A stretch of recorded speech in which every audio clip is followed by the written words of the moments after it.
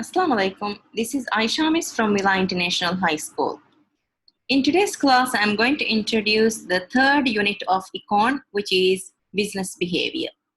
Remember that business behavior is a very important part in your A level because this is one important unit that you will be covering in your AL part. You know that in order to maintain a star in grade 12, will be deciding whether you are getting aggregate of 90 in both unit 3 as well as unit 4. That is why this part is very important. As part of major topics that are covered in unit 3, we have mainly 5 different sections. In the first part, you will be learning about different types of businesses, including public sector businesses as well as private sector businesses. You will also be learning about size of businesses such as small firms as well as large firms, advantages and disadvantages of small firms, what are the reasons why small firms are able to be successful than large firms, different types of mergers, objectives of firms' growth such as profit maximization, sales maximization, as well as revenue maximization. You also need to learn different cost, revenue, as well as profit calculations and how to show these things in a graph, because as part of objectives and the graphs that we are going to use in unit 3 for market structure interpretations such as profit graph as well as loss graph, these graphs are important. Another important part that you are going to learn is different types of market structures. Market structure is nothing new. You have studied perfect competition and monopoly in your O levels, but in A level, this part is quite wider. You will be learning under market structure 5 different types of market structures such as monopoly, perfect competition, oligopoly, monopolistic competition, and monopsony. You will also be learning about different efficiencies of market structures, whether monopolies are efficient than perfect competition or whether monopolistic competitions are efficient. So different efficiencies of large as well as small firms you will be learning. In addition to that, you will also be learning about contestable market. As fourth part in this unit, you will be learning about labor market. Under the labor market, you will be learning about demand for labor, supply of labor, equilibrium wage rate, market failure in labor market. And last part of this unit is all about government interventions in product market as well as labor market. So that's all that you will be learning in unit 3 as major contents. When we are looking to the paper structure, in this unit we have, in this paper we have 3 sections. In section A, you will be given 6 multiple choice questions. Each question will be given for 1 mark. In section B, you will be given case studies and you will be given questions up to 34 marks, which includes a 4-mark question, 6-mark question, an 8-mark question, and 1 14-marks essay question. You will also be given 2 essays out of the choice of 3 in section C, which is 40 marks. That means each essay will be given for 20 marks. The duration for this paper is 2 hours and the marks allocated for this paper is 80 marks. So that means you have extra 15 minutes compared to the other units that you have studied so far. As part of today's class, by the end of this period, you should be able to understand different types of business, including public sector businesses as well as private sector businesses, the main aim of public as well as private sector businesses, different types of cooperatives. In addition to that, you also need to have a clear understanding on different size of businesses and reasons for business growth, at the same time survival of small firms. So let me start with types of businesses. When we are looking to the types of businesses, the first part is private sector. What is a private sector? Here it has given that private sector is private sectors are organizations that are owned and controlled by private individuals or companies for profit. So that means private sector businesses are the businesses which are owned, controlled, funded by and accountable to private individuals and firms for profit. When we are looking to some of the private sector businesses, we have mainly 4 different private sector businesses such as sole trader business. Sole trader business is a business which is owned by one person, and the person will be able to take unlimited liability. And that single person will be responsible for all the losses, at the same time all the profits that have been enjoyed. At the same time, we also have partnership businesses where 2 to 20 people will be involved in business to enjoy profit. We also have limited companies. Under limited companies, you would be learning mainly about public limited companies as well as private limited companies. You need to have the clear difference between these two types of limited companies. Usually, as part of limited companies, public limited companies, you will be learning large organizations where transnational companies are part of public limited companies. Then we also have cooperatives. Under the cooperatives, you need to understand that there are three different types of cooperatives: consumer cooperatives, retail cooperatives, as well as producer cooperatives. One important thing that you need to understand when you are trying to answer any question given on private sector businesses, in general, all private sector businesses' main aim is profit maximization.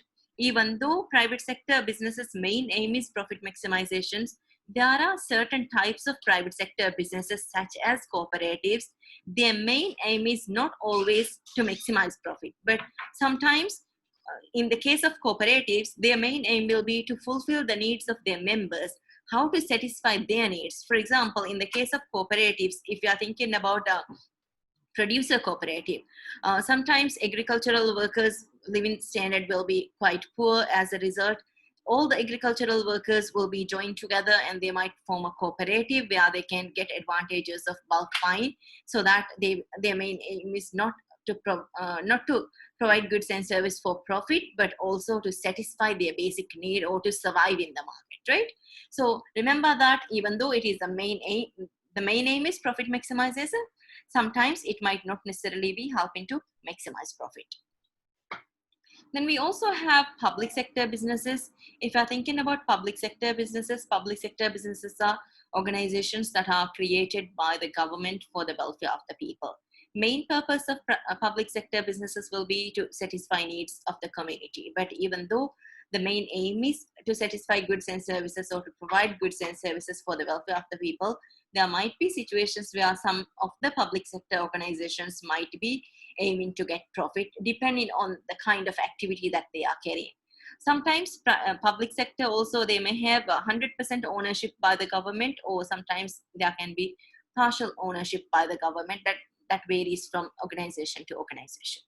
We also have joint ventures where separate business entities created by two or more people. So these are the general public sector as well as private sector businesses that you need to understand in this unit. You also need to understand how to measure the size of firm, whether to identify whether it is a large firm or small firm. There are a lot of factors or a lot of areas that you have to identify. One of the important criteria that can determine whether a firm is a large firm or small firm is based on the value of output they produce. If they produce more output of goods and services, then they are usually categorized as large firm.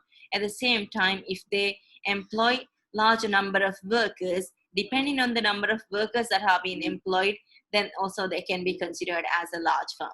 And in addition to that, depending on the market share they have, if they have a larger percentage of market share, then they can be large firm. If it is a smaller market share, then can be considered as a small firm. In addition to that, based on the stock market value or market capitalization, if their market value is high, then they can be considered as large firm, and if it is low, usually they are considered as small firm. Remember that when we are thinking about measuring size of the firm, small or large, it varies from areas to areas. Some of the organizations or some of the institutions, they consider large firm based on certain number, where other organizations might be considering based on another number. Different figures might be there. According to European Union, if it is a smaller or medium enterprise, they need to have less than 250 employees and their annual turnover has to be less than 50 million euro and financial position will be less than 43 billion. So that means if they are large organizations, larger businesses will be having more than 250 employees, annual turnover of more than 50 million euro and their financial position of 43 million euro. So these are the ways to determine whether it is a large firm or small firm. As I mentioned, these size varies from context to context, and from country to country, it may have differences. We also need to understand, why do firms grow? When we are thinking about reasons for firms' growth, mainly there are three reasons why firms wish to grow in size. One of the important reasons is to enjoy economies of scale. You need to understand what is economies of scale. Economies of scale is, in general, the advantage that a large firm will get when they produce goods at lower average cost. So generally, all large firms will be able to produce more output of goods and services or at lower average cost, because the more they increase the output, the lower the cost increase. The lower the cost increases for them. As a result, they can get benefit. Theoretically, this means they are using less input or less resources, and they are producing more output of goods and services. So percentage wise, if percentage changes in input is less than the percentage change in output, we can say that large firms are able to enjoy economies of scale. How might large firm enjoy economies of scale? Economies of scale is actually another topic or another area that we'll be covering in detail, but let me give you a brief introduction on economies of scale. How might a large firm enjoy economies of scale? For example, if you are thinking about large firms will be able to get access to finance easily, because large firms will have a lot of valuable assets with them. As a result, they can get loans and other financial supports easily based on the value of assets they have. In addition to that, large firms will also be advertising variety of products, so different products at the same time. So the cost per advertisement is likely to be lower. Apart from that, large firms will also be having a lot of specialized sales staff who will be promoting their product effectively. Hence, they will be able to enjoy economies of scale. As I mentioned, we will be discussing about different types of internal economies of scale as well as external economies of scale as later part in our lesson. Another reason why firms wish to grow in size is to obtain larger market share. Larger market share is when firms' size is becoming bigger, they can have abusing monopoly power in the market. When they have monopoly power, in the sense, for example, if a firm has legal market power, firm will be getting if they have more than 25% market share. But theoretically, if a firm is having a natural monopoly, means 100% market share will be there. So when a firm's size is becoming larger, maybe because of merger that they have taken place, or maybe because of the takeover within the industry, in this case, you can see that their market position will be quite high. So as a result of their market position, they will be able to determine the output, and they will be able to become price maker instead of price taker. So once they set the price, they will be able to set the price in a way that they can maximize profit. Hence, large firms will be able to obtain larger market share and lead into greater profitability. So that is also one reason why they might wish to expand. In addition to that, you know that large firms will also wish to ensure securities, how they might be maintaining their position in the market. In case if you are thinking about large firms, the advantage that large firm will have is diversification, means they will be producing variety of goods. If they produce variety of goods and services, what will happen is, even if the demand for one product decreases, they'll be able to cover the cost by selling the other product. They don't need to leave the market immediately because of the loss that is being incurred. But if you are thinking about the situation of a small firm, if they are dealing with a single product, when the demand for that product decreases, then they'll be experiencing loss throughout. As a result, they might not be able to survive. So one of the important reasons why large firms will wish to expand is to ensure security or to maintain their position in the market by providing variety of goods. As a result, their market position can be improved. So basically, there are three reasons for firms' growth: economies of scale, obtain market share, and ensuring security through diversification. Apart from this, also, you should understand that large firms will be able to survive in the market mainly because they have high barriers to entry. Barriers to entry is again another topic that we'll be discussing, but what you need to understand is there can be legal barriers, there can be cost-related barriers, because large firms will be usually having some kind of legal allowances, or maybe legal restrictions are being there for the large firms. As a result, some other small firms will not be able to come and compete against large firms. Hence, they will be able to maintain their position. So these are the reasons why large firms would wish to grow in size, or why firms would wish to grow in size.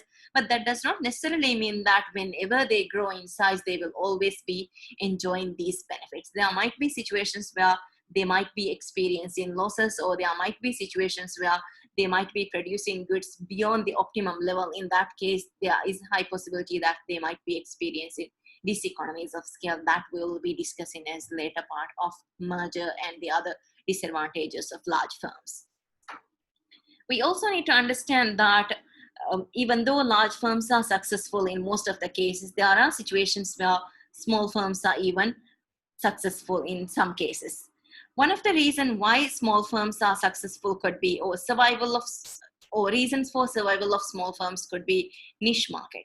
You know that for small firms, it will be easier for them to cater the needs of individual market, or they can identify market into a smaller segment. Hence, it will be easier for them to provide that particular good or service to the customers effectively than large firm. Because in the case of large firm, their market will be quite high, and it will be difficult for them to identify the individual market and cater the needs of each individual customer, right?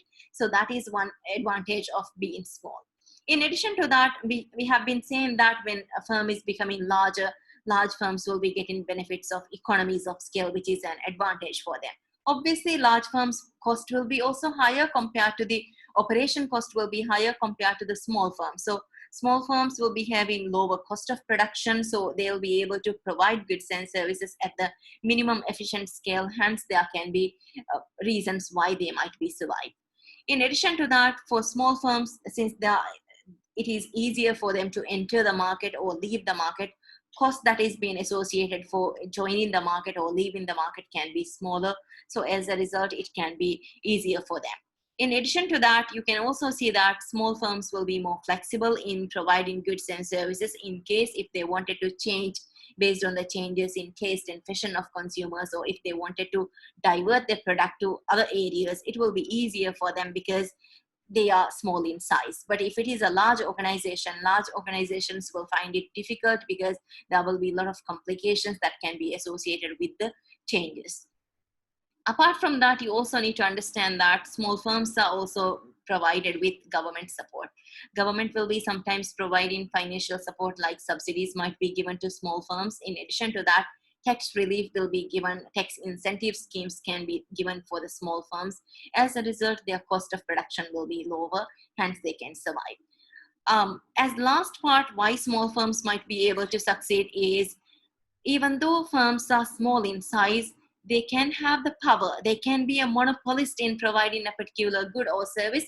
As a result of providing a good or service, small firms will be able to provide that particular good more effectively than large firm, or they will have their market position even though percentage wise their dominating power is small, or they are operating in a small scale market.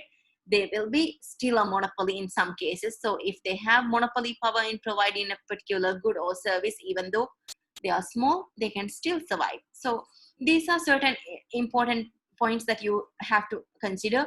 In addition to that, I have also discussed about cooperatives, right?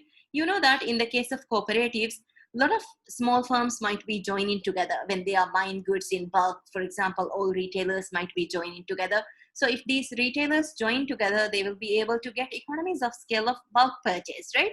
So it is not always large firms who will be getting advantages. Sometimes small firms will also be able to get advantages. So as part of main summary of today's class, you have studied about different public sector as well as private sector businesses. You have also studied about aim of public sector as well as private sector, different types of cooperatives, how to measure the size of the firm at the same time, reasons for firm's growth, three major motives you have studied, how to survive in the market in the case of small firms you have studied. So these are the basic areas that I will be covering in today's class. In next class, how might firms grow in size will be covered. Assalamu alaikum.